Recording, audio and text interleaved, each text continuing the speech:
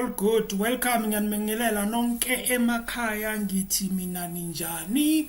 Today senza briefing la okay senza briefing but asilalele briefing ANC. As we remember, they've got an NEC sort of like meetings where they talk about a lot of things, but on this video it's going to be about the economy. So the lady that you see on the screen, obviously you know her. She's one of those that actually conducts these briefings and everything. So today they will be having Mr. Mohupa, the Minister of Electricity. So he will be talking about the economy part of it, okay, from the perspective of obviously Mr. Mohupa's side, which is the electricity, and I think also speaking about economy in general, which sometimes I was hoping that Mr. Godongwana will be there. Maybe he will come, I don't know. But I would have loved to have him speak also on these things. And especially if there is Mr. Mohupa there, you know, electricity and the economy. We all know that economy and electricity sometimes, if the electricity is not doing well, the economy gets affected. So I think I was hoping that he will be there. But anyway, I don't want to say that's a bad thing. You know, maybe Mr. Godongwana will come later and speak about the economy. Okay, so the other thing that they actually going to mention is to mention the governor. You know, the Reserve Bank governor. He actually spoke when he was announcing the repo. Is it the repo rate? No, the interest rates. Okay, you remember that he actually did he lift it up? Oh, I think he lowered the interest rates and all of that. So he was also speaking about the economy over there. So they are going to mention also that part of it. I am hoping that maybe when we are done with this one, and then in the same live, I will go to Mr. I forgot. Mr. Lesitla, okay? Mr. Lesitla will be Mr. Lesitla Khanyago, yes. And then we will go there on their actually channel, and then we will hear when he was speaking about the economy and everything like that. Please stay tuned, ladies and gentlemen. Do me a favor, like the video while you're watching, and also you can subscribe to the channel if you are new, and also do me a favor if you can, all right, if you can, I've got something there on my channel which is called super thanks. You can just click that, and then also you can, if you want to use that, you can use that. And also, you know, I'm just saying in case you want to support. Okay, but the most important thing for me, guys, I don't want to lie to you. If I can just get the likes, yeah, that will be so awesome to me. All right, these other things, it's okay, but if I can get the likes, because I know that the likes are very important for the algorithm. Okay, you can also comment while we are actually watching. Let's enjoy the video, and I hope that you will watch with me until the end. Okay, it's Saturday, so you are not going anywhere. Some of you, I know you went to, or maybe you are planning some things, or maybe whatever. But anyway, let me not waste your time, and let's enjoy the video. Let's go.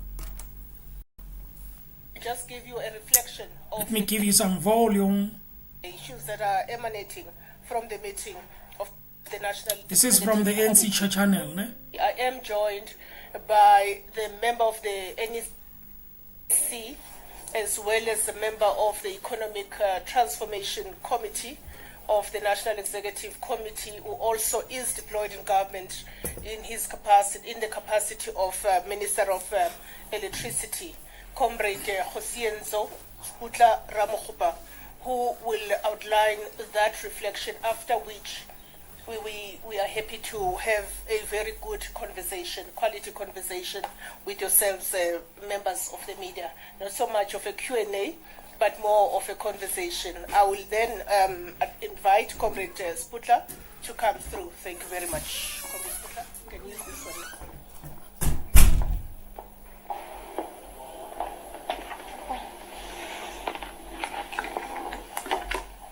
Good morning to everyone here present, and morning to the viewers at home.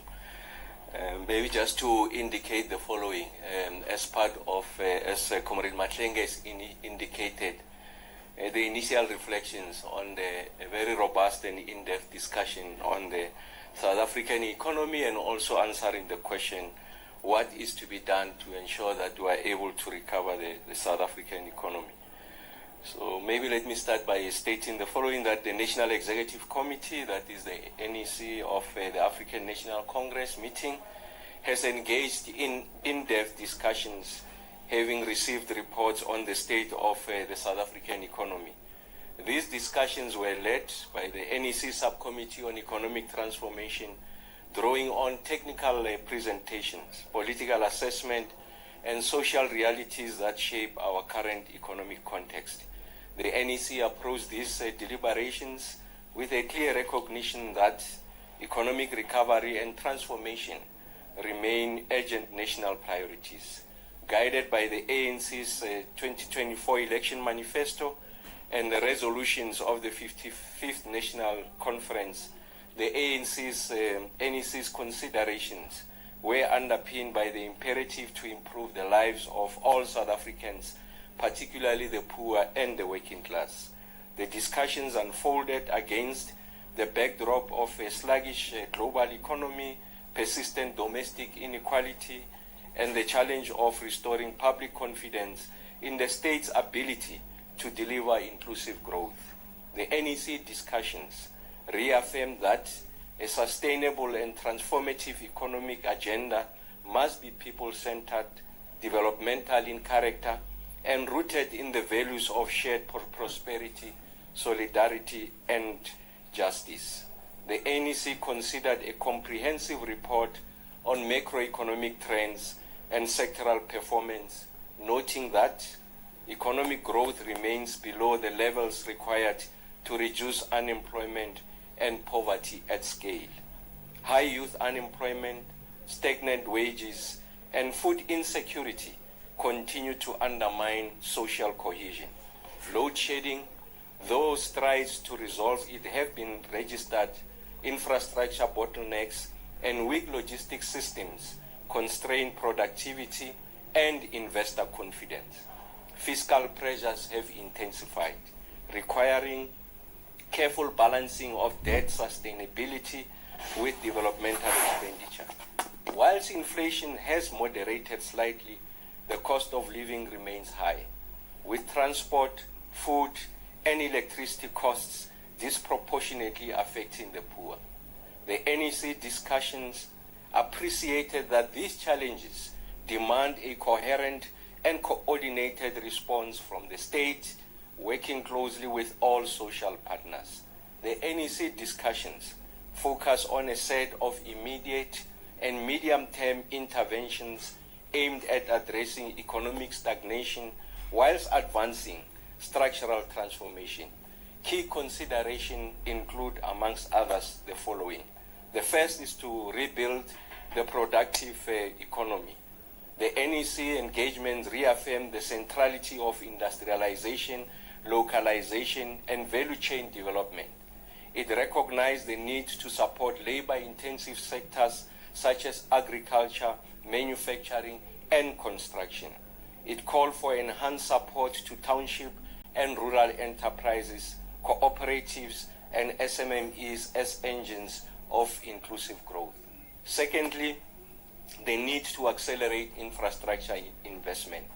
The NEC noted the slow pace of infrastructure rollout and urged for decisive action to unlock project pipelines, streamline procurement processes, and fast-track catalytic investments, particularly in the areas of energy, logistics, water, and sanitation. Infrastructure must serve both economic and social objectives. Thirdly, the need to promote employment and economic inclusion. Deliberations centered on the need for a renewed focus on employment creation, especially amongst young people. The NEC further discussed the need for strengthening public employment programs, expanding the presidential impact. The NEC considered the fiscal position of the state and emphasized that fiscal consolidation must be anti-corruption efforts and the shift towards outcome-based budgeting.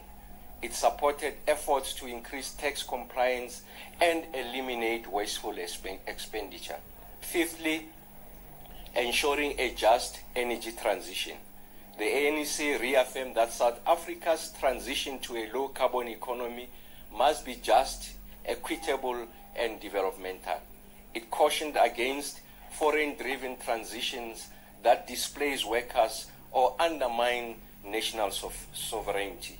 Support for ESCOM's restructuring must go hand in hand with community participation and local industrial benefits. Number 6, transforming ownership and access to economic assets. The NEC stressed the importance of broad-based black economic empowerment, gender-responsive procurement, and land reform. Economic transformation must meaningfully change ownership patterns in favor of the historically excluded. Redistribution of land and support for emerging black farmers remains a critical policy focus. Number 7 of the immediate intervention is about restoring the role and capacity of the state. The meeting underscored the importance of a capable, ethical, and developmental state. Rebuilding public institutions, tackling poverty, and strengthening state-owned enterprises are prerequisites for sustained economic recovery. The role of the state must be proactive, not passive, in driving transformation. Again, the NEC makes the point that as a leader in the government of national unity, GNU in short, the deliberations affirm that economic transformation is grounded in principles of social justice, democratic accountability, and inclusive governance. The meeting emphasized that the ANC will engage constructively within the GNU to ensure that national priorities reflect the will and interests of the majority. It also engaged on the intensification of political oversight over the implementation of economic programs at all levels of government, including municipalities, and to strengthen coordination between ANC deployees and alliance partners. In conclusion, the NEC reaffirmed that the ANC remains committed to building a people's economy, an economy that prioritizes human dignity over profit, that uplifts and the marginalized, and that empowers communities to participate meaningfully in their own development. The NEC discussed the need for the Subcommittee on Economic Transformation to refine proposals into an integrated program of action which will be communicated to the public. The meeting further called on all South Africans, workers, business people, academics, youth, and rural communities to play an active role in rebuilding the economy. We remain guided by the principle that South Africa belongs to all who live in it, and that the fruits of our economy must be shared by all. Thanks, Seiko.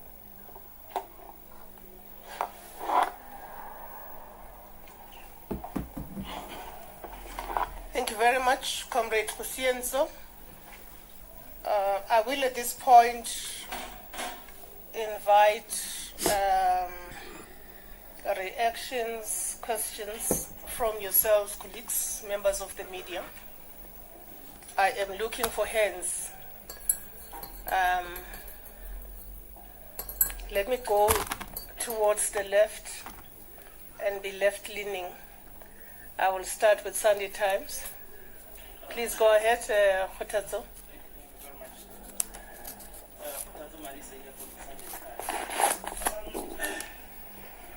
What is the ETC's position on the proposed inflation targeting of 3% by the Reserve Bank? There seems to be a bit of difference of opinion between Reserve Bank and the Minister of Finance. Maybe if you can clarify that. And then secondly, as far as the ETC is concerned, the future of the sitters, where should they be placed? Because we understand that there was a proposal that was presented by the Minister of Labour earlier this year, which sought to suggest that the sitters, because they are a skills-based function, should be placed in the Labour Department as opposed to the Higher Education Department. what is the ETC's position on that? And then maybe lastly, is it your understanding that the retaliatory tariffs are as a result of the country's BEE or triple BEE stance? Because we're starting to understand that, you know, some of the issues that they would have raised in the US is that, you know, they are not necessarily happy with our policy of the ANC and the country. That's. Thank you very much. Madisab, Sunday Times. I will now move on to ENCA. Thank you so much. My name is Muluku Mloto from ENCA. I just want to understand whether you have had to refine your approach given the recent developments in terms of the United States posture towards South Africa in terms of mitigating whatever is about to happen to us. But on the issue of legislative transformation, have you reflected on, in terms of to what extent you think black economic empowerment has stifled economic growth, job creation as a result, given the fact that when, as a policy, when it came into effect in 1994, I think unemployment was sitting at the time at around 20% or so, and in 2003, when it became a law, an act of government, it was at around 27%. Today, as we speak, we are well over 30%.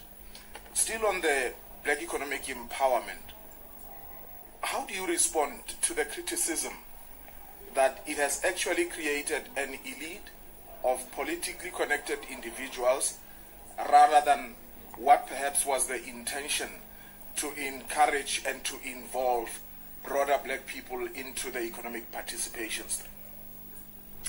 Thank you very much. As I recall that we call it broad-based black economic empowerment. I'll leave that to Comrade Sputla to reflect on that, but I think let's not miss the part about broad-based black economic empowerment. SABC. My name is Njebu Mkoba. I'm with the SABC. I mean, listening to Dr. Ramokopa's statement, it's like the ETC statement, it's painting a gloomy picture about the economy or the state of the economy. It doesn't really paint a rosy picture. But the question is, where did we go wrong? It's like we just started now in terms of governance. I mean, the ANC has just started to govern the country, the way he says things. I mean, and secondly, the broad-based black economic empowerment, or the black-based, I mean, the black economic empowerment as it started, and now broad-based black economic empowerment today. It's a tongue twister. Yeah, no, it's a tongue twister. Mm-hmm. What happened?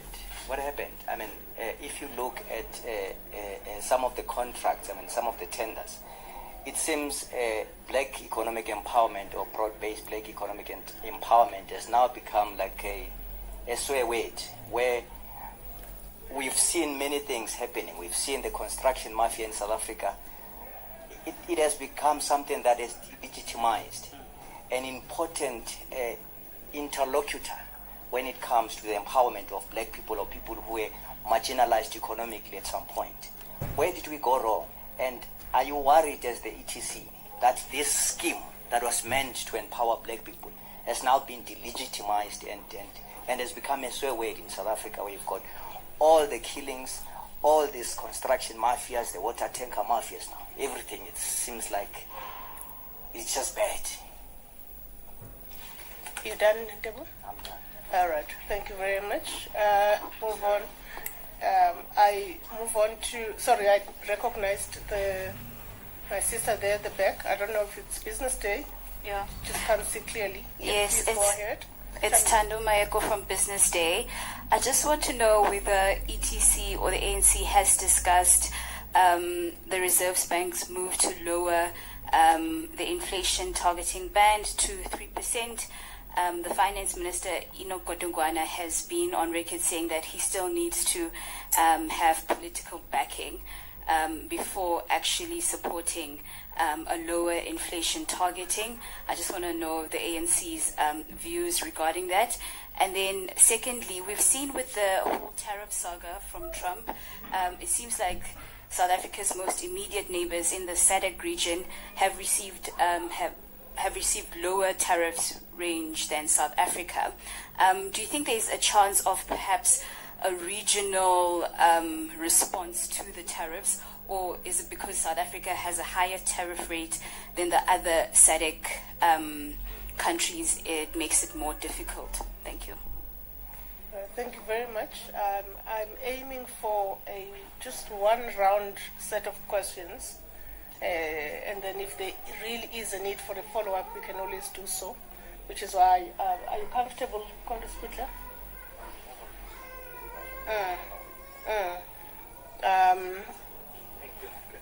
Please go ahead. Thank you. Shannon Merricks, Kasi Broadcasting Africa. You know, there's a saying, theory and practical. Theory, when you talk about the economy, it means something else. Practical is what we have here today.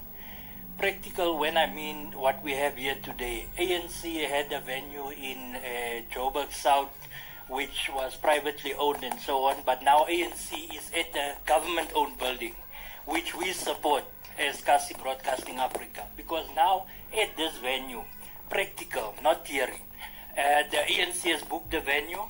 The venue can be cleaned. The venue can be upgraded. A small business, broad-based black economic empowerment can take place. A small business can cater. A small business can provide security. The security guards can be insourced and so on. So don't the ANC think what happened this weekend should happen with all ANC NECs, because then you really do broad-based black economic empowerment. Then you really implement your economic policy. And not to go further, on the issue of the taxi industry, which is very important as well, what is the ANC doing to professionalize the taxi industry? Because it plays a major role. If you go to townships, those that don't know townships don't know that at Barra Mall, the number of traffic that's there, the number of people, but what is happening practical. Last but not least, the media industry. I can't sit here and not talk about the media industry. I'll be a sellout. The media industry in townships are lacking behind. The media industry in terms of online, we need Starlink and so on. What is the ANC doing as the leading party in the GNU to make sure small black-owned media enterprises prosper going forward as the economic cluster? Thank you. Thank you very much. I think this is a mouthful from yourselves, colleagues. I'm going to ask Comrade Sputler to react. Forgot. Yeah. Oh, Pravuyo. Sorry, Newsroom Africa. Sorry, Pravuyo. You are very oblique there at the back. Well, it's because of our light. Oh my word! And we are eternally indebted to Newsroom Africa. That was a nice clap. We keep the lights on. Go ahead. We keep the lights. Please go ahead, Pravuyo. Okay. What I want to ask, essentially a question that's been asked by colleagues, is whether there was a focused conversation around specifically the tariffs and more generally about our trade and diplomatic relations with the United States of America. Whether the meeting deemed it necessary to have that, given what has been happening this week and the impact it's certainly going to have on the country. And then a second one was on the Reserve Governor hasn't sort of specifically said it or held the executive specifically responsible, but by implication, it's what he says, that while they are doing what they can on the monetary policy side with the blunt instruments that they have, but it has to be reciprocated now, or on the fiscal side, that's where there hasn't been, or there isn't a great deal of movement. And I'm wondering whether there have been, again, on the back of the MPC's meeting a couple of days ago, this meeting didn't deem it fit or proper to actually discuss that, given the movement we're seeing certainly on the part of the Reserve Bank. Thanks. All right. Thank you very much. Over to you, Comrade Spitler. Dr. Sputler, Mr. Thank you very much for the questions, and perhaps just to start Trouser is always down. from the end, just to Bravoyo's question, and a few colleagues have asked the same question in relation to the tariffs. There was a focused discussion, and I must add that it was both spirited and robust discussions. So the following are some of the elements of that conversation or discussion. First is that the United States remain our second biggest trading partner, and that we must do everything possible to preserve, if you like, that status, because it's got huge economic implications to South Africa. The most direct is in relation to the number of jobs that potentially could be lost as a result of these tariffs if our products that are earmarked for the U.S. are going to land uncompetitively, and they'll be displaced by products from other jurisdictions. So the point made there is that we must make everything possible within the bounds of rationality to ensure that we are able to preserve that relationship. I must indicate that the channels continues to be open between ourselves and the U.S. To ensure that we are able to find each other. Remember that Comrade Parks, in his official capacity as Minister of DTIC, has made the point that we have presented a framework for engagement. So if I isolated a number of areas where we think that we can have a mutually beneficial relationship between ourselves and the U.S., and that still continues to be a basis for discussion between us and the Americans. And something that must not be lost to us is that these tariffs are a unilateral action on the part of the Americans. And like President Ramaphosa had said, we will invest in ensuring that we are able to protect South African goods access to the American market. And then simultaneously we make the following point, that what this has done is to trigger a process of accelerating the diversification of South African goods, or other markets for South African produced goods, so that we are able to de-risk, if you like, some degree of concentration in relation to one market. So we are doing simultaneously what both the Department of Agriculture, DTIC, and a number of departments are looking for additional markets to ensure that we de-risk ourselves from some degree of concentration. So the two are happening simultaneously. And maybe to Tando's question, because these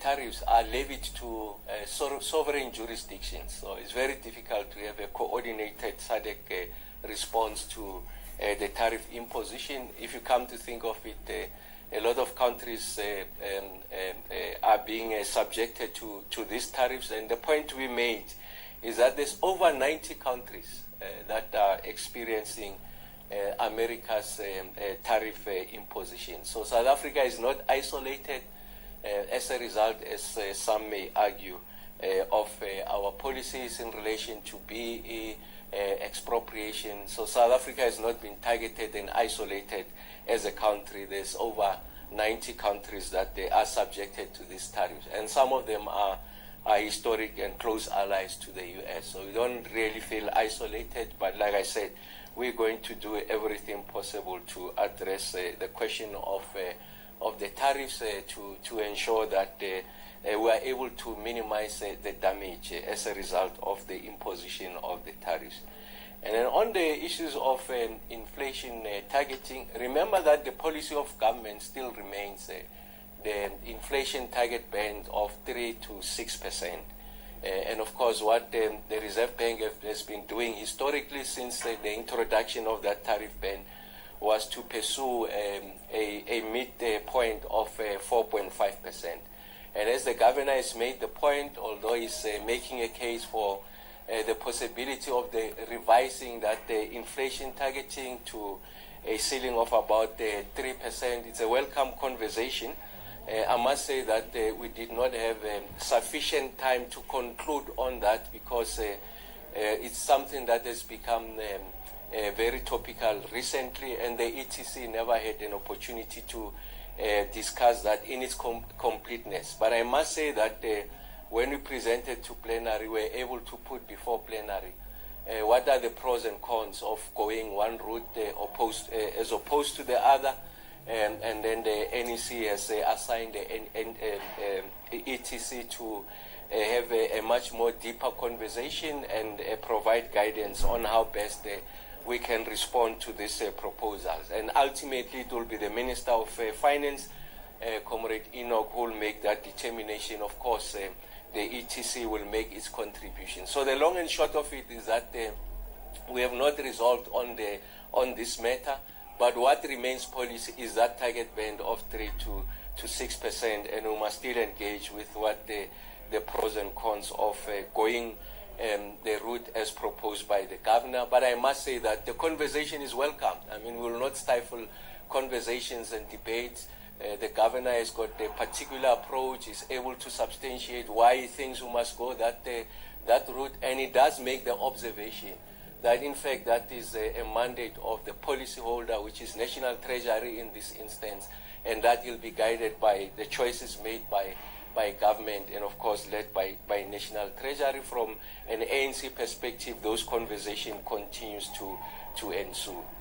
And then on the issues, Kotadzo, on the CETAs, of course, yes, you are absolutely correct that a proposal was presented before the ETC that took place sometime in January, and the substantiation there from Comrade Meth was that this is really must be treated as part of ensuring that we get people with the right skills, having benefited from investments by CETA, to get them into employment.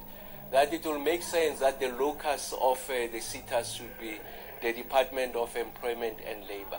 So that's a proposal that was put before us, but we chose that the conversation should be on the substance. What is it that needs to be done to ensure that we are able to bolster first the output of the CETAs, and ensuring that there is no leakage in relation to how we are going to deploy the resources that we have. You can say that in some instances there's a misalignment between some of the training programs and what the economy requires. And we have taken the view that we are going to spend a lot of time in ensuring that we align what the CETAs are doing and what are the requirements of the economy going into the future. So, Ntebo, you are absolutely correct. So the majority of the discussion in the ETC and by the NEC, what we tabled before the NEC, was that we are faced with an economy that is not performing. And we are able to illustrate that longitudinally over a period of time, there's been a substantial contraction of the South African economy, resulting in unemployment. And our view is that there's a number of factors that has led us to here, both exogenous and endogenous, or external factors and internal factors, but primarily it's issues around the capacity of the state to discharge and prosecute the programs that it sets for itself. I mean, let's take the gross fixed capital formation, which is a proxy for investment, the NDP, which is our preeminent document that articulates the South Africa that we want and sets a number of matrices that should be achieved across the socio-economic spectrum, advocates for an economy that should grow at 5.5%, and goes further to make the point that the levels of investments in the South African economy should be at 30% of GDP. And we have seen that there's been a substantial decline over a period of time. As I speak to you, the levels of investments, that is gross fixed capital formation, is sitting at 14.5%. And a significant part of that is coming from the private sector. Very little is coming from the public sector. And part of the reasons have to do with the systemic weaknesses in public infrastructure delivery value chain. So there are significant weaknesses. We have hemorrhaged the technical and financial skills over a period of time, has undermined our ability to plan, has undermined our ability to invest in bankable projects. So you can see the quality of the projects that are coming out, a lot of them are not bankable. We are not able to clearly articulate what should constitute the implementation and rollout of those projects. And as a result, the public investment side of the gross fixed capital formation has underperformed. Although the president has announced 1 trillion rands over the MTF, of course, it's a major psychological mark. For the first time in the history of the democratic project, we are going to breach over 1 trillion rand in infrastructure investment. But for as long as you have not resolved, if you like, the systemic challenges, you are unlikely going to see a full and efficient spending of that money. So it's important that we must address the issues of the systemic weaknesses. And then the other one is investment in the skills in relation to bankable projects. So like I said, the quality of the projects that are coming out to the market are of such a nature that they are unable to attract private sector investment. So it's important that we must invest in that part of our work. And our own computation suggests that you need something in the order of magnitude of about 6 billion rands to ensure that you are able to take out quality projects. And then from the private sector point of view, we have agreed that you need to reduce the permitting and licensing period. Here I'm talking about the EIAs, the water use licenses, the ability of municipalities to do zoning, to allow for private sector investments to happen, budgeting for bulk infrastructure, because it's the responsibility of local authorities to enable these projects by providing for bulk infrastructure financing. Is that we need to find bespoke instruments that will allow private sector to use their own balance sheet to finance the bulk infrastructure and recover that money in the rates and taxes and the tariffs. And in this way, you are going to catalyze private sector investment. And then we have done self-criticism. We have accepted that the quality of the deployees, especially in municipalities, leaves a lot to be desired. So it's important that we must rethink how we deploy people to some of our major metros, secondary cities, local municipalities. They must be of such quality that they are able to the magnitude of the developmental challenges that are facing those subnational governments, but also have the capacity to have an ability to respond in relation to what ought to be done to address the issues of development in those areas. And then thirdly, we have accepted that corruption has undermined our ability to grow the economy, the substantial leakage in the system, misdirection of funds, and we need to do everything possible to fight the scourge of corruption. And of course, you would have seen that the president has given, if you like, an update in relation to how we are addressing findings of the Zendo commissions and some of the recommendations. We applaud that. And what the NEC says is that we must redouble our efforts to ensure that we are able to address the scourge of corruption. So the point I'm making is that there's a multiplicity of reasons that have contributed to an economy that is not performing, that is lackluster, and the NEC accept the agency of the moment, and that we must be a bit bolder, aggressive in the manner in which we are going to discharge this intervention, so that we are able to recover as quickly as possible. The issue of black economic empowerment, first is to say the following, is a broad-based black economic empowerment. I think the part of broad is important. It remains the policy of government. And of course, as is the case with any other policy, there are moments of reflecting on the efficacy of that policy, how we are discharging that policy, and this is one of them. It remains a central pillar of our quest to ensure that we fundamentally alter the economic relations of society, and it's a major part of that work. But we do accept that there is a case for us to rethink how it's going to be implemented going into the future, but we are not about to abandon it. So I think that there are lessons over the period since it was introduced, and we do accept that there's some degree of tweaking, and some of it must be a substantial revisit on how it's going to be prosecuted. But as a policy, it remains the cornerstone of what we want to do. And of course, we do accept that over a period of time, as a result of the misinterpretation in other quarters of what BE means, broad-based black economic empowerment means, it has created the opportunistic elements who go and disrupt projects. They want 30% of this because they want to participate as black people. We say that there's an orderly way of doing that. And in fact, the Department of Public Works and Infrastructure, stretching from the previous administration, has been able to provide a framework on participation by local communities of what it means to take a stake, 30% by local communities in projects that are happening in their spaces. So that discipline has been established. So it's important that we are able to distinguish a criminal element, a criminal enterprise that abuses what we mean by black economic empowerment, and the honest intentions of how we want to incorporate the participation of local communities and that minimum floor of 30% participation rate. So yes, in some instances, we have seen that as a result of what gets to be characterized as a construction mafia, that has undermined our momentum to execute the build program. And hence we are seeing in many quarters, spheres of government, there's money that is being returned to national government, to the fiscus, because it has not been spent as a result of, amongst others, the construction mafia.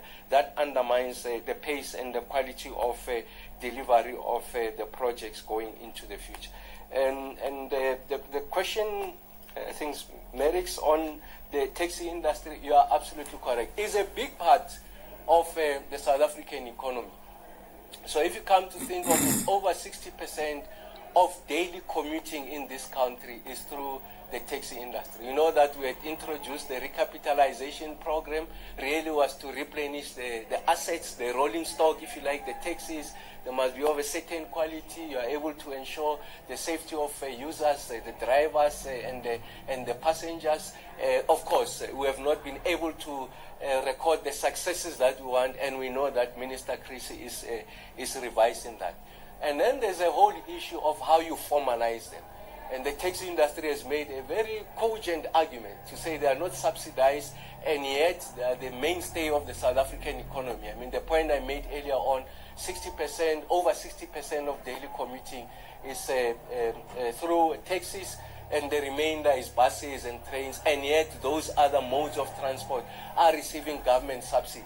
It's a conversation that Minister Chris is having. So outside the issues of freight logistics, I think the issue of passenger movement is important. You have seen that from the train side. We have been able to open a number of corridors. Minister Chris has been doing that, and this is work in progress. And I'm sure that at the right time we'll be able to make that announcement. But yes, the long and short is that is the mainstay of the South African economy. And if you like, first generation of South African real business people have gone into the taxi industry. Of course, it has evolved over a period of time. What also underpins this conversation in the ETC is the need for us to incorporate the participation of small, medium enterprises in all their manifestations. Of course, you make a case for journalists, those who are in the print, the media, and all of that. So we address that in its totality. So we make the point that some of the matrices that we are going to use to measure the degree to which we are experiencing or registering this qualitative transformation is the rate at which we are able to incorporate, formalize, and affirm small, medium enterprises. So it underpins all of the interventions that we are making, be it in the just energy transition, the work that Minister Chris is doing, the Black Industrialist program. It's important that we are able to incorporate them in that conversation. I think that we have attempted to address all of the questions.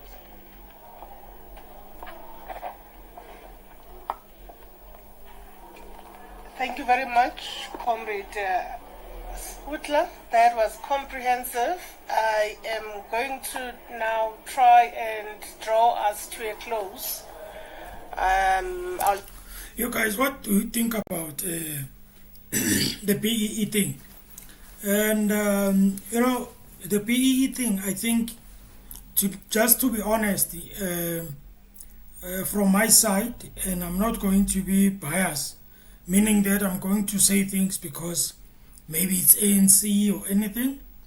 I think the intention with the BEE, it was good. You know, guys, that when you create things, sometimes you create things with an intention that they might help and they might be good for maybe the black people at a time, and also in the future when you were doing that. But unfortunately, when you go through life and maybe you don't pay attention to that program, in most cases or sometimes you end up finding out that there are people who have found actually loopholes, or maybe who have found a way of maneuvering themselves so that they can benefit from that program even without following the process or following the way it's supposed to be, you know. Because we all know that, you know, these type of things, when they happen, people, they think of their friends, one. Two, they think of their family members. They think of their whatever. Now, when they are in the helm of controlling, let's say the BEE rules, the BEE laws and everything, they maneuver them. They play with them, and they end up benefiting certain people, okay? I remember listening to, I don't know what, I was not listening, but there was a guy who said, I don't know, is it Tabompe? No, I don't think so. I don't know who said it, but I think there's somebody who is a prominent person. I think it's one of those people who are bigger in the society or in South Africa, if I may say that. Now, he said that BEE must be scrapped. And guys, you know, for me, guys, I don't understand why you would have a program that only benefits a certain group of people. And after 30 years, for example, I don't know when it started. You can go and check on Google. I think the information is there.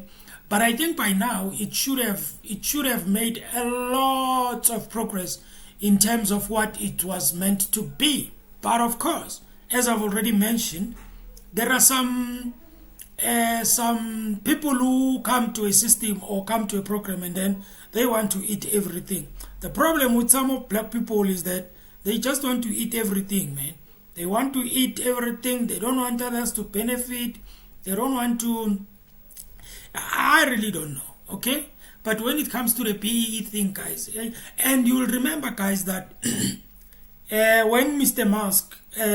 Elon Musk was doing his thing here in terms of business and Starlink and everything, that is why, not what that is why, but he started criticizing the BEE thing, and that's what actually triggered people starting to speak about it and everything. And in Parliament, there were those that we ended up defending the BEE, and in the past they were criticizing it. Now, because there is this guy who's from America criticizing BEE, and because he's white and he's from America, and then certain people, they start to defend the BEE, but all along they were criticizing it, you know. That is why I'm saying, whatever you do, whether you are criticizing, whether you're doing whatever, make sure that you know what you are criticizing, you understand what you are criticizing.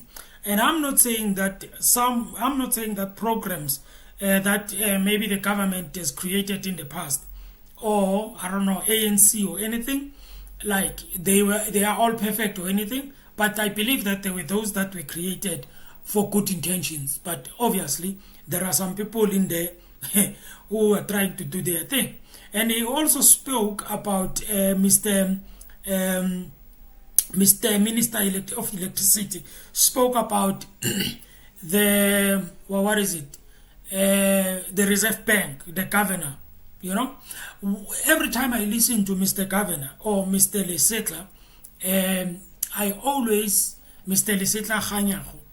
always hear him speak about policy, where he says policymakers, they must make policy in a way that it's going to be, you know, conducive for people to look for jobs or anything. I remember also he was answering a question one day of unemployment. He said that Reserve Bank, they cannot create jobs. The government, they cannot create the jobs. They can only make an environment where people, they can get jobs. But he also said that, you know, like, guys, I've always asked myself that out of all the people in South Africa, the population of South Africa, all the professionals, all educated people, all people who are working and doing all these things, who are professionals, there is none of them that can come up with a plan or that can come up with a solution of how to deal with unemployment, of how to deal with or make even the BEE to work well, you know, to benefit more people, benefit the right people, you know, and all of that. There is no one. That's all that I've always asked myself that question. Okay, I believe they are there, but I believe there are these people that are called gatekeepers, people who are waiting. You know, if you are not maybe doing, if you are not in this group, you are not benefiting this. If you are not in this group, I remember there was a time where people, they were when they will apply for a job. I don't know if it was a job or I think any services that they were supposed to get, they will be asked, did you vote for this party? Did you vote for this party? And if not, they don't give you whatever, you know. So there are people that are wrong, that are doing things wrong, you know. But I don't believe that every program that ANC came up with, or maybe a government came up with, it's actually wrong, or maybe it's actually evil or anything. There are those that are good, you know, but there are those that have flopped. And the reason why they flopped, it's because I don't think they were... Guys, I don't care who you are, okay? Anything you start, it could be a program, it could be a system, it could be whatever. If you are not going to do follow-ups, you are not asking what's going on, is everything still going on accordingly? Are the right people benefiting? Is the money used correctly? Opportunities given to the right people? Is there anything that is happening that is untoward?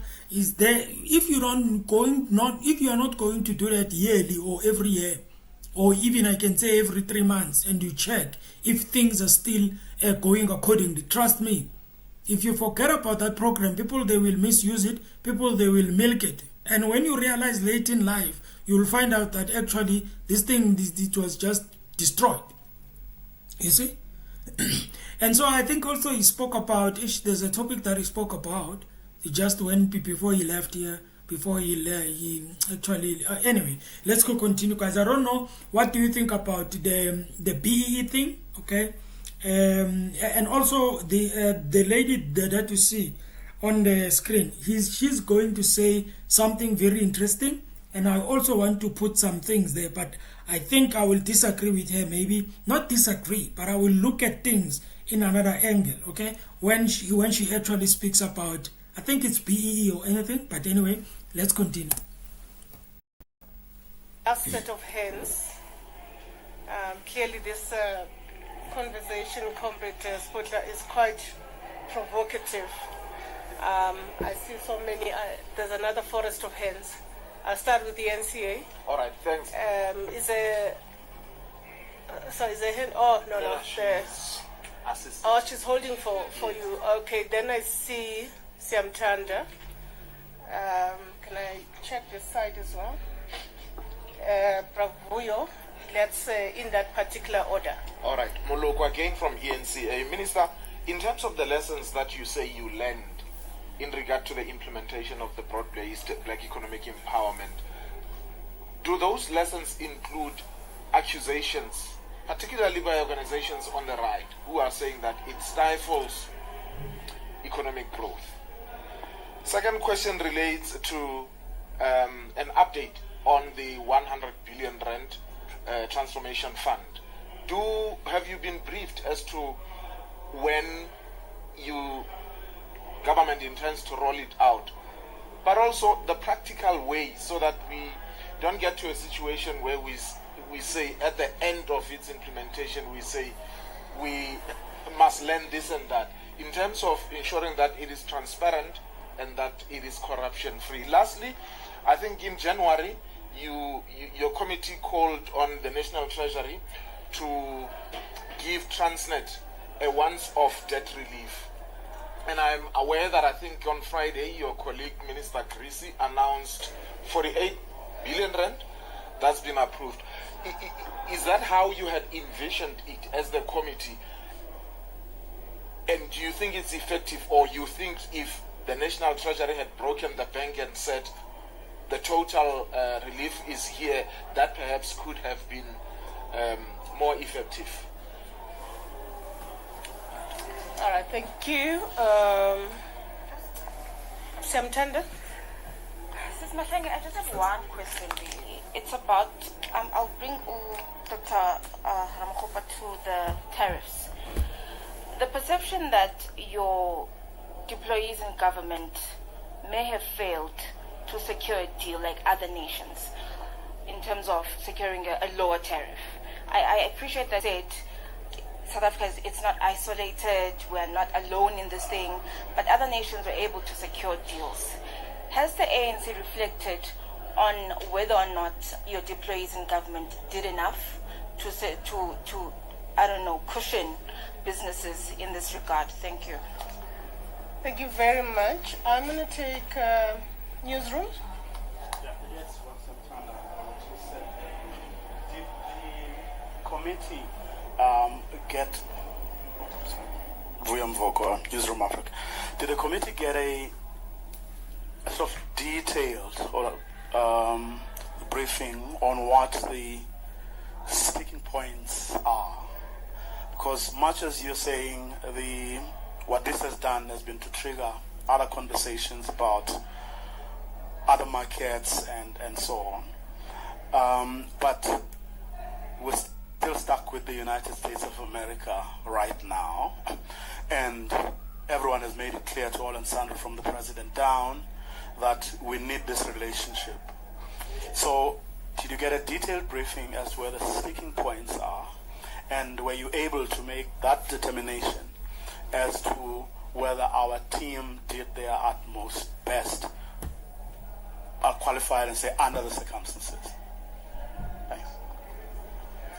Thank you very much. I'm going to take it back to Comrade Sputler, but I just want to make a very short remark. Okay. That this is where I want us to listen. South Africans are waking up to a very strong critique against broad-based black economic empowerment in the wake of the U.S. administration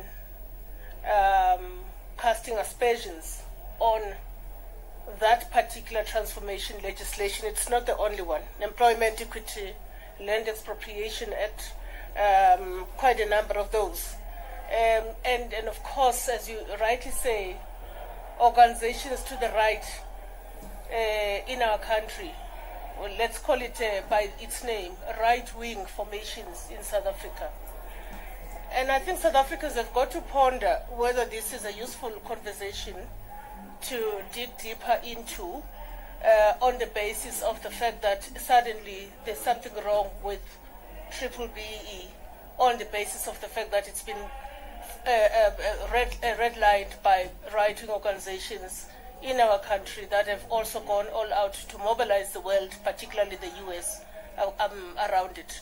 It's quite interesting. I would urge that members of the media do have that kind of a self-reflecting conversation about that, because sitting here, many of us are products of broad-based black economic empowerment in various disciplines, in various fields. I'm just going to leave it at that and would suggest that perhaps we could pursue this conversation. But I think South Africans have got to be alerted to the fact that the day BEE became a problem was when the US president flagged it among the laws that are wrong in South Africa, and it was when it was flagged by Solidarity and AfriForum.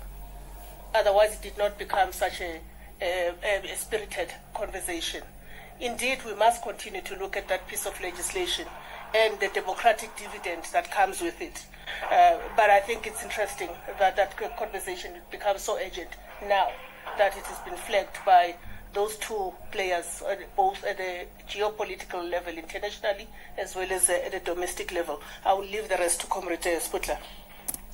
Now, I believe that maybe she means that because I'm thinking when she says actually the reason why this thing of BEE ended up or is flagged now, it's because of Trump and those what based organizations and stuff like that. But you'll remember, guys, that if you're a person who's been following politics, you will remember that there was a time where even before Trump, even before everybody else speak about BEE thing, there was a time where BEE was criticized. Okay, it was criticized badly. Now, the reason why it was criticized, though, at that time, it was the fact that it was benefiting certain people in a certain part of the society. Or, let me say, it was benefiting people who are in a certain cycle. That means if you are in my party, David party, and then in the party, because you belong in our party, and we've got access to this thing of BEE, we are going to plug you in, or we are going to Zama you. And then that's why, and then you find out that the people who are boasting, or not boasting, but people who are benefiting, and in most cases you'll find that people who are benefiting from the BEE, it could be people who are in that party, and I'm not saying specifically which party, but I'm saying in a party or in an organization or whatever it is, the people that benefit are from that part of the party, okay? And those people that are benefiting, they will not go to social media and tell you that I've benefited and tell you that it was BEE, because they know that if they come forward and reveal that they benefited from the BEE, it will be people that are from a certain party, okay? Then it becomes a problem. But I don't think that you would have seen, I don't know, maybe it's me, okay, but I don't know if you would have seen that ordinary people from the society on the ground that have benefited from the BEE. That's where now I'm speaking based on the point of her saying that actually this thing, it was it was flagged again. I don't know whether she said again or it was flagged now by Trump, and it has been there. It's just that the people who speak about it, we all like to shut them down. Okay, but there was a topic, I remember there was that argument and that thing. I remember also that there is a channel on YouTube. It's called what is it called? It was a debate channel. It was very aggressive, the channel. It was robust. People who will come, they will criticize like seriously, okay? They also did the topic of BEE, and they were criticizing it, a lot of people. They were saying, no, this thing is benefiting a few people, okay? That is why I'm saying the topic of BEE, it has been there, and it will still be there. Now, I believe that the Trump and also these other guys who are flagging the BEE, it is as a result of Mr. Elon Musk, remember, wanting to bring his business here, wanting to do his thing there, You know, that's why Mr. Elon Musk ended up criticizing the BEE, because the law that was in the BEE, it was not that easy for those who are outside to come and do their business unless you do what you are supposed to be, what you are supposed to do for you to get access to do your business in South Africa. That's why they were criticizing it. They were criticizing it because they wanted to benefit, because they wanted to bring something in South Africa. It was not because it's the first time it's been flagged or anything, you know. And so that's what I wanted to say, guys. I don't know what you think about what she said, but that's what I've actually picked up. Okay. Now, Mr. Trump and Elon Musk, we all know what has happened with them. They have been fighting, throwing stones, and then the other one wants to start a party now and everything. Chances are, maybe Mr. Elon Musk maybe he has found what he wanted in South Africa. Guys, people who are in business, you must know one thing. These guys I'm very sorry, not all of them maybe, but I can tell you some of them are opportunists. They see an opportunity. Maybe Elon Musk went there with Trump, and maybe because there was that thing that he wanted to do, and when he got that, that was it. You know, and I'm not saying that is true, but I'm just saying that business, sometimes when people, guys, what you don't understand is people who are in business, they know where their business will do well. They know that a place like South Africa, that is where I want my business to be. All right? That's where I want my business to be. And I'm going to fight until I get it. And they will do anything and everything. If they have to go to Twitter and start criticizing and everything, trust me, guys, they will do it. Because they know that they are going to benefit, become more richer. You know? And you are asking yourself, why are people fighting for South Africa like this? Not for South Africa. Fighting against South Africa like that. America and these other guys, it's like there is something that we don't know, that they know, that they want. You know? I'm just saying. But anyway, the topic of the PE, trust me, it has been there before. We have listened people talk about it. People have flagged it before to say it's benefiting certain people, and then it was ignored. Now, Mr. Trump, they are coming flagging it out. And then now it's getting serious because some people want to, you know what I'm saying, right? Anyway.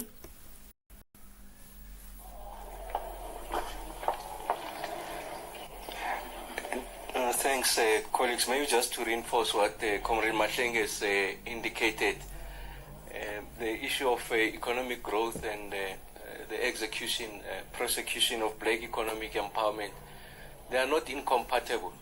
So we've been able to illustrate over a passage of time that you can achieve both.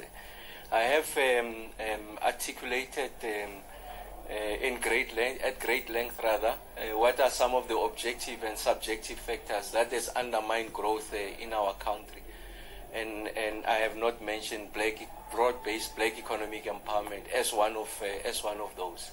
Like any policy framework, I think from time to time, any responsible government will go back and revise its implementation, learning from, if you like, both the missteps and successes of its implementation.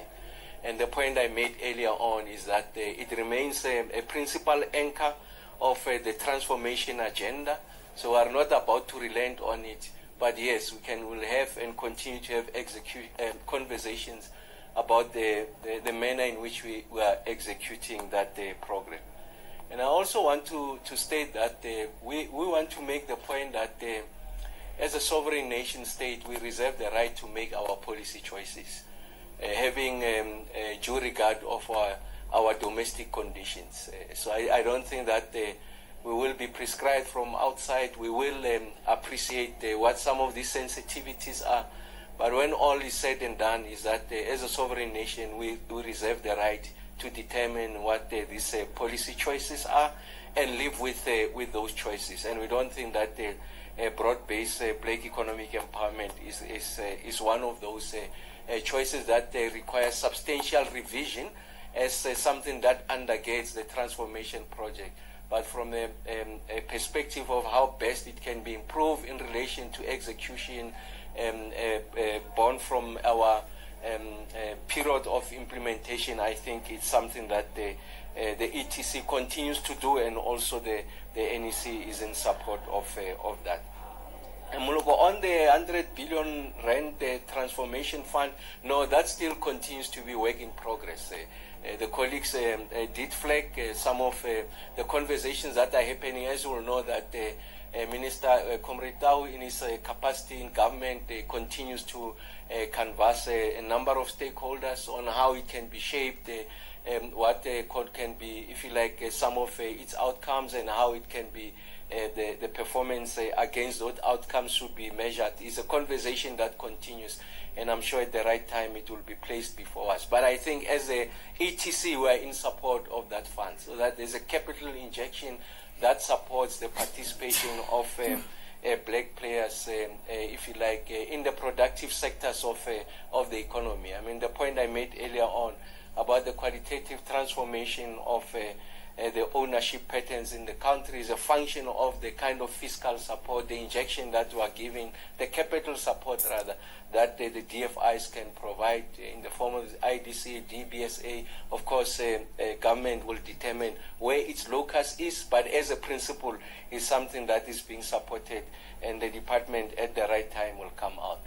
So on the support given to Transnet, we think that there's a template, and that template has illustrated that with the necessary fiscal support, and that support coming with the conditions, we are able to turn around an ailing SOE into one that begins to give us the kind of results that are required.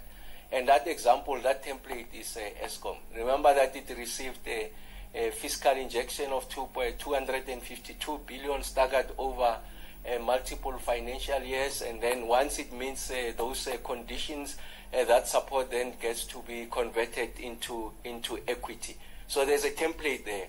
And as a result of that fiscal injection at Eskom, we are able to invest in the maintenance, replenishment of your generation assets. And today we are seeing the results. The projection is that Eskom is likely going to declare dividends, so you are beginning to see that there's a turnaround as a result of this support. So it is that template that gets to be exported to Transnet, and we are confident that Minister Chrissy and those that are at the helm of Transnet rather, will deploy this judiciously in a manner that helps us to turn around the situation there. Remember that we need to get to over about 270 million tons that needs to be moved per annum to get to pre-COVID levels conditions. And now we're at about 252 million tons that is being moved. We're seeing gradual progress. Transnet does need the kind of support that National Treasury has provided. And yes, I mean, on the quantum is a different matter, but on the principle of fiscal support to resuscitate Transnet is something that we have supported, and we are grateful that the National Treasury has come to the party. And then on our ability to secure the deal. So remember that the person who championed these discussions with the United States is the president when he went to the U.S. With a team of ministers and of course also other stakeholders in the South African economy to go and engage with our second biggest partner, that is the U.S., to really make the case that this is a relationship that has got benefits to both countries. So it's a symbiotic relationship. And I made the point earlier on that we didn't go empty-handed. We provided a comprehensive framework on how we can reset that relationship to the extent that it meets our own domestic requirements, and also how we understood and interpreted what the expectations of the U.S. is. We presented before them. Minister Tau, in his official capacity, continues to engage. We are still to receive a response. So the rate at which we are able to resolve this is also a function of the response we are getting from the counterparty. So we have placed a proposal on the table. That proposal was restated here in the NEC, and it's something that the Minister Tau has also made public in the issues of the agricultural sector, the issues around us securing the molecules, or if you like, the gas, 180 petajoules per annum over a period of 10 years. We're able to showcase what the numbers are, what is the benefit to the South African economy, and what is the benefit to the US. We are yet to receive a response. So I must say that we are confident in the ability of the South African delegation, in this instance led by Minister Tau, to engage with the parties, his counterpart in the US. But like I said, I mean, we are still awaiting that response. The team has made what we think is a compelling, if you like, a framework before the Americans, and we'll wait for them to respond. We will invest in protecting this relationship. So I want to emphasize that for objective and subjective reasons. I think it's in our interest that we do that, and I had made the point earlier on that simultaneously we are going to ensure that we look for alternative markets. I mean, it will be a height of folly to suggest to you that you can discover those markets tomorrow and land these products there tomorrow. It will be a height of folly. I mean, it's a function of the buying power, the size of the middle class in that jurisdiction, whether they've got the ability to consume what we place before them. So it's a whole range of issues, and also the issues of logistics and all of that. So it's not something that can be resolved almost immediately, but we are investing in resolving that as soon as possible. So it's a two-twinged conversation. It's around the preservation of the existing relationship and the possibility of growing those, and also diversifying, if you like, markets for South African produced products, so that we're able to de-risk ourselves from a threat going into the future that can undermine, if you like, our own sovereign interest in relation to market access. So no, if you were to ask me, and that's the view of the NEC, is that the team is doing everything possible in its power to resolve this question, and we have and want to affirm our confidence in that team led by Comrade Tau in his capacity as the Minister of DTIC. Thanks, man.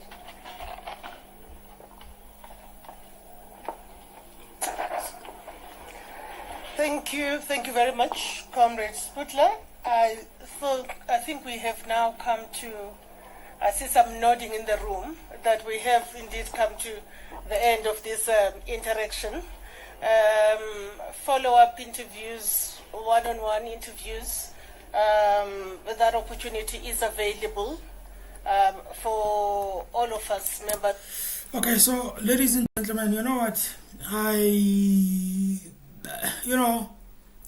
I so wish that this is just my wish, and this is just after my observation from 94, which is now 30 years, 30 plus maybe years, whatever, few days, few months, whatever it is, but it's 30 years plus minus there, okay?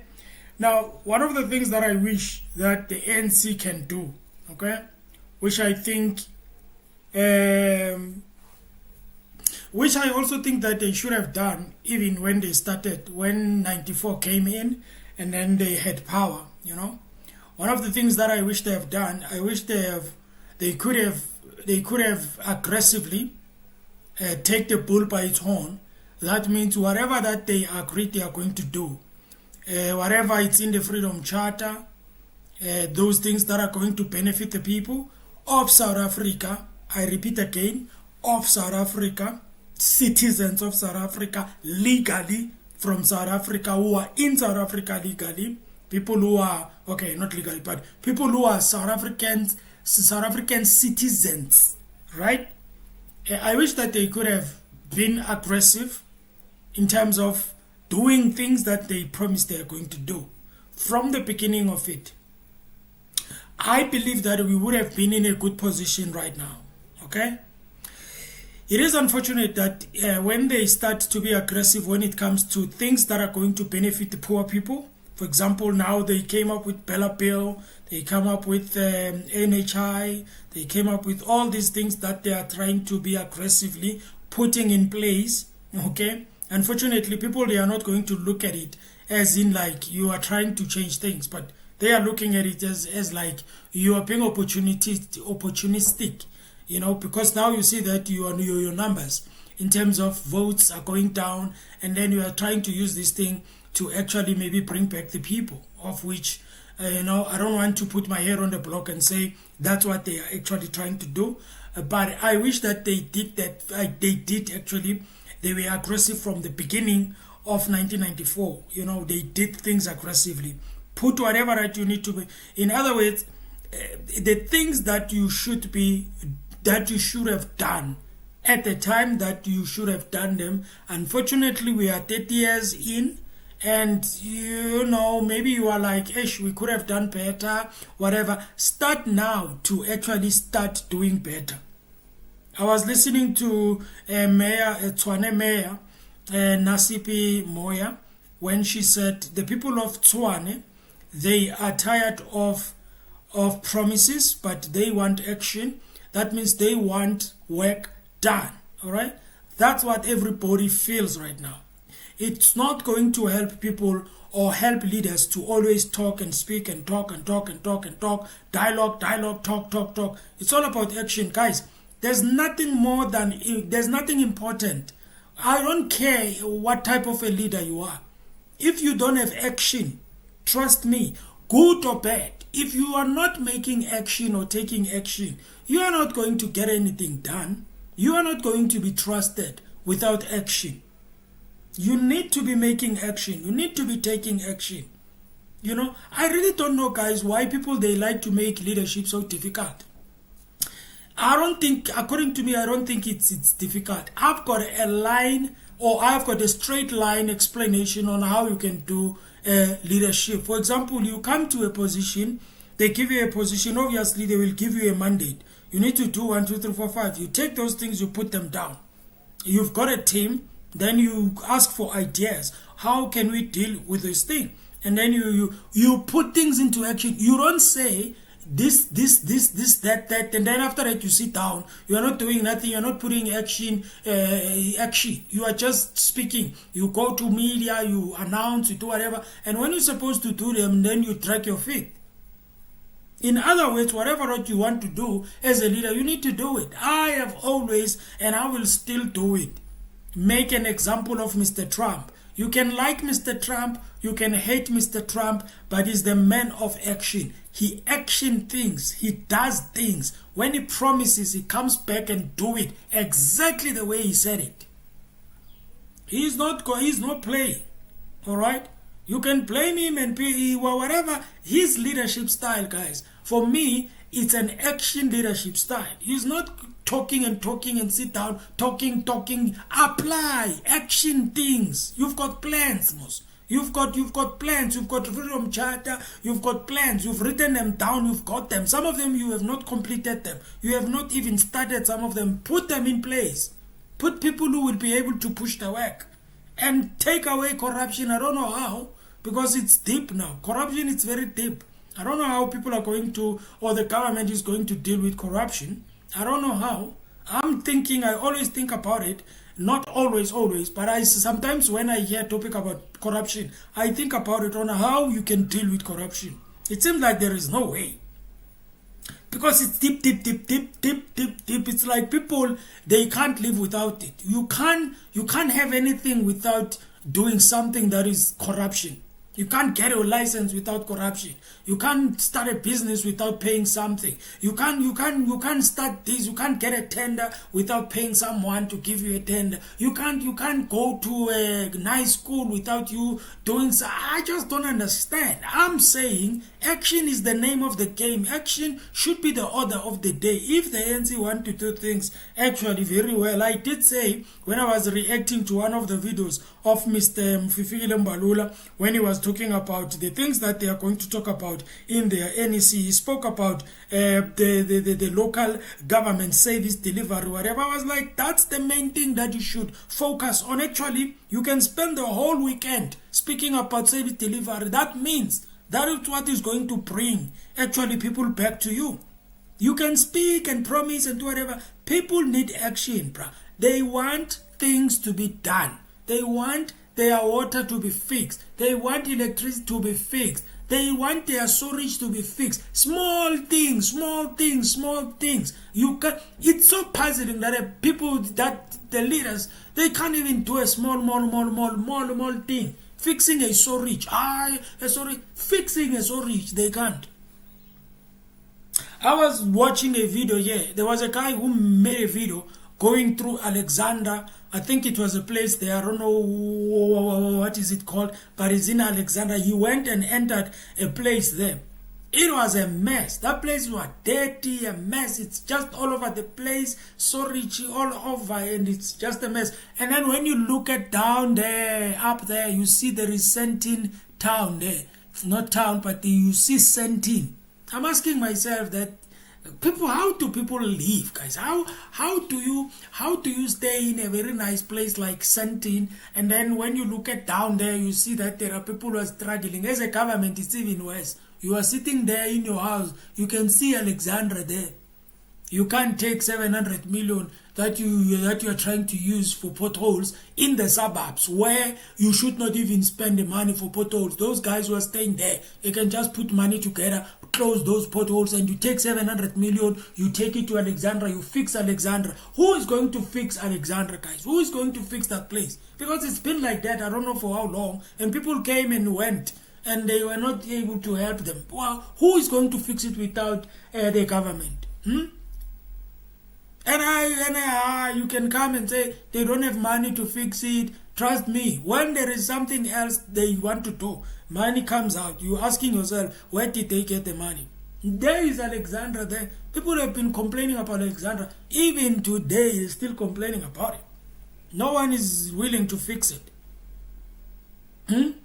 And people, they will ask, how do people live in this thing? How do people live in this type of a place? You will find out that some people, they don't have a choice to stay there. Some of them, their parents have been buried there. They can't move there. They will rather stay in that whatever that you think, why are they staying there? Some of them, they don't have a choice. But I'm like, why don't they fix that thing? You don't have to make it look like Sentin, but let it look like at least a place where human beings would stay. You know, I'm just saying, guys, there are a lot of places that are like Alexandra, and a lot of them that are like Alexandra. And people, they can't fix them. It's all about action, guys. I don't care. I would rather have a leader who failed, and we could see that he was trying to take action, but he was not able to actually make it because they were blocking him, maybe. Maybe they didn't like him. Maybe they didn't want him to fix things or anything like that. I would rather have that leader. And when that person comes and is asked, why couldn't you be able to do it? Nah, you know, there was blockage. I couldn't do this. I couldn't do that. I tried. This is what I've tried. This is what I've tried. Then a leader who will just speak and speak and speak and speak and speak and speak and no action, nothing. And when you talking about you are working, because in South Africa, when a person says, I have done a lot for South Africans, or I have done a lot as a mayor, as a whatever, they are talking about the suburbs. They're talking about the Santini, talking about suburbs.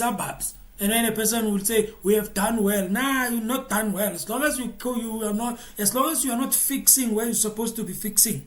You are not fixing, you are not doing anything. For me, guys, when it comes to government and everything, as long as they haven't fixed those places that they should be, those ground places. No, I'm not talking about suburbs. I'm not talking about towns here. I'm speaking about people who are on the ground.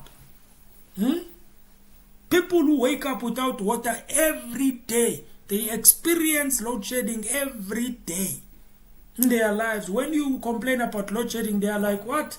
Are you complaining about something that is going to come back in 3 hours? We don't have it here. If you can't fix that for me, guys, you are just playing. You are just wasting your time, man.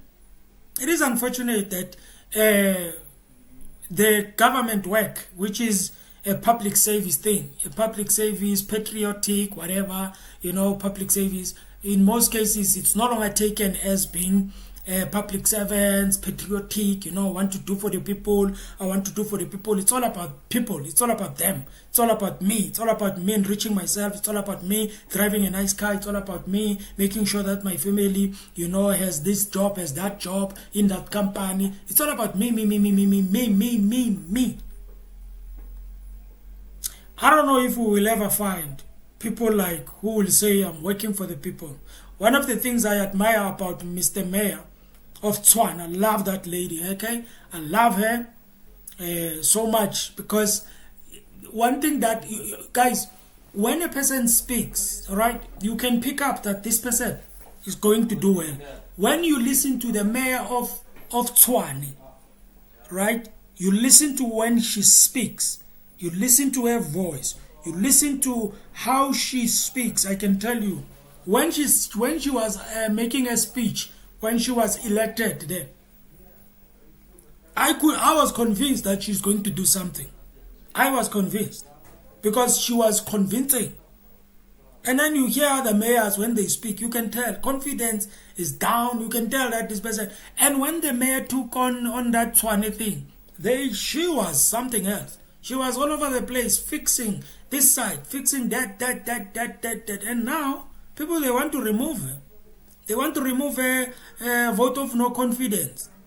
Why would you remove somebody who's working? That's why I hate politics.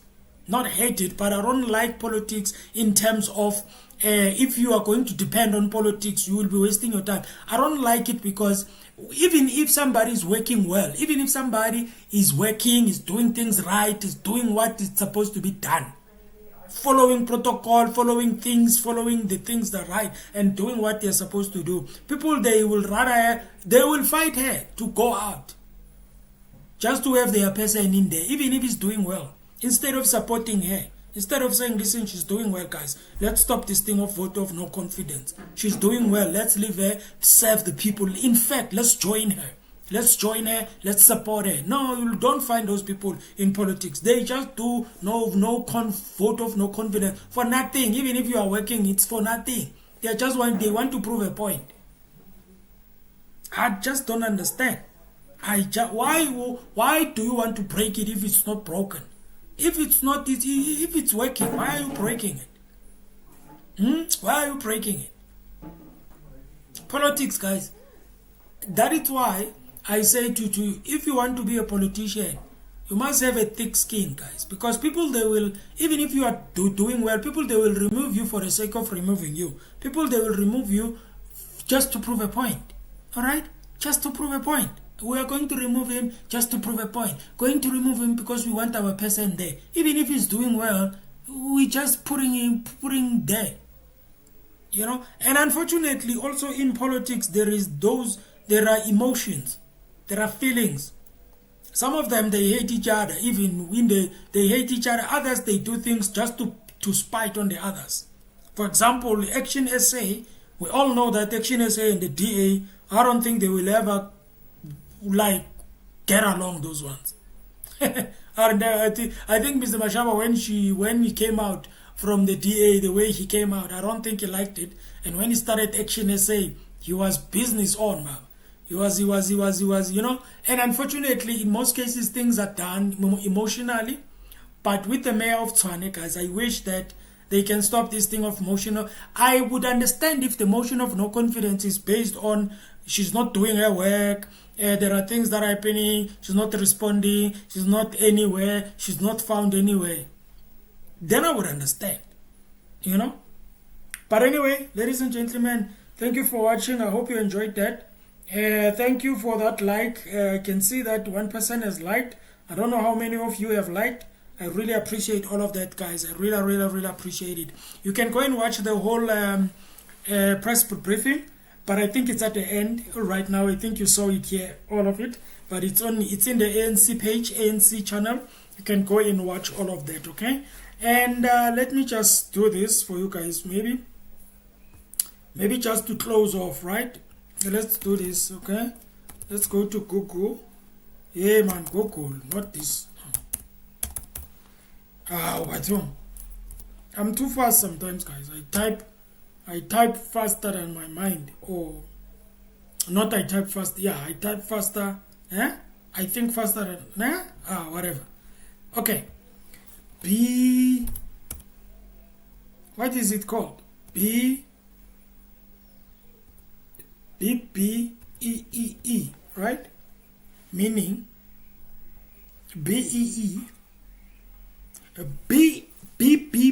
or it's BBBEE. These terms, I don't know why this thing they've made it so long. That's why sometimes I don't like these things. They make these things so long, guys. So long. You know? BEE stands for, man, why are you showing up now? BBBB, yeah? BBBEE. Man, guys, what is this now? Stands for Broad-Based Black Economic Empowerment. It is a South African government policy aimed at redressing the economic inequalities of the apartheid era by promoting the inclusion of black South Africans in the economy. This is achieved through various initiatives focused on ownership, management, skills development, and enterprise and supply development. You see, when you read this, now it says here on the papers, BBBEE aims to transform the South African economy by increasing the participation of black people in ownership, management, and skill development within business. Okay, historical. The policy was introduced in response to the systematic exclusion of black South Africans from economic opportunities during apartheid. Okay. Key elements, you've got focuses on several key areas: ownership, management, control, skills development, enterprise and supply development, socio-economic development. You see, guys, when it comes to this thing of management here, you see, management, ownership, right? I think black people, in most cases, you will find them under management. They are managers. If you can check, most managers in South Africa are black people, I believe so. I think that's what it is, okay? You'll find them being managers, but when it comes to the ownership, then it becomes a problem sometimes. And when it comes to ownership, sometimes you might be, even if you want to own something, you want to have your own thing, owning thing. So, sometimes other people, they are gatekeepers, they push you away and then you end up not owning, you end up being a manager. That's where they actually, some people wish to keep you there. Okay, so the BBBEE, okay, it stands, guys, for, it's all about, it's a government policy, one. Number two, it's all about redressing. That means dealing with economic inequality. In other words, all the exclusion that happened under apartheid, the government, when they made this BE thing, whatever, they were trying to fix the economic injustices. All right? But you must remember, guys, that economic injustices, black people, they didn't say some of the black people, they didn't say certain black people, they didn't say black people who belong to this party or black people who are in politics. They said black people in general. Okay, so in other words, it has to affect everyone positively. That means any person who is interested in owning something, in managing something, in whatever skill that they've got, they have to benefit through this BEE. That's why you find other people who say, yeah, we've applied on BEE, we tried some things there, some lucky, we were not whatever, So the BEE thing, guys, that is why I said when they did it in the first place, it could be they had good intentions, but when it went on, and then there were people who were actually messing up with this thing, okay? They just did it for their own benefit. Okay, I think we're done here, guys. Thank you so much for watching. Thank you for watching. I appreciate you guys. You have a fantastic day. Me, myself, and the channel, we are out. Sharp, afit.